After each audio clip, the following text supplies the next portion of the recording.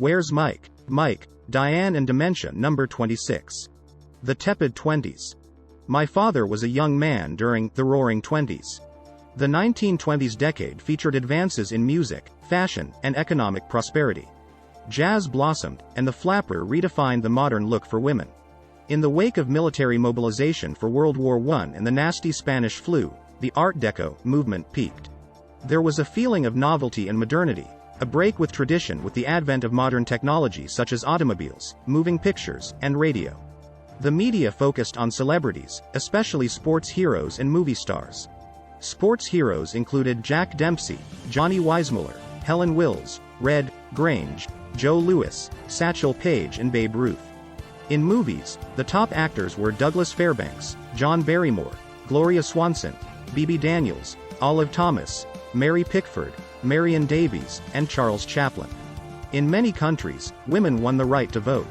All good things must end, and the end of that happy decade featured the decidedly unhappy Great Depression. When the Great Depression, 1929 to 1939, hit, there was a severe global economic downturn that affected many countries across the world. My father was 28. His dad owned a tavern, which he lost. The family of 4 brothers disbanded. My dad was forced to ride the rails throughout the U.S., seeking employment. Those who were desperate to hitch rides on the railroad risked their lives in the process. He traveled through many states. I have photos of him as a server in New York City. I exist 100 years later amid a personal Great Depression in the Tepid Twenties. A term I use to describe the current era associated with pandemic, social isolation, political division, lackluster leaders, warfare, loneliness, drug addiction. The scourge of mental illness and women losing control of their bodies despite their right to vote. In my time, famous movie stars and artists have been exposed as drug addicts. In music, Elvis Presley, Michael Jackson, and Prince died because of drugs. Movie stars Judy Garland and Marilyn Monroe succumbed to drug-related issues. Millionaire athletes became mercenaries like Putin's Wagner Group, fighting for the highest bidder. Politicians lied and stole. Some like JFK and Bill Clinton were serial adulterers. Donald Trump was accused and convicted of rape. A tiny group of billionaires controls the media, from which we derive our news.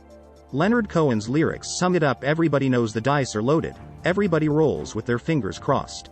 Everybody knows the war is over, everybody knows the good guys lost. Everybody knows the fight was fixed. The poor stay poor, the rich get rich. That's how it goes. Everybody knows. It's time to reread Yeats's The Second Coming. He talked about the center not holding. He wrote that powerful poem after World War I. His message was that our time was up, and civilization had become undone. Add dementia to the depressing mix. I know how he felt. This is a YouTube video based on my social media entries on dementia. I welcome your thoughts and prayers. If you are engaged in similar struggles, I welcome your likes and suggestions. Thanks for watching.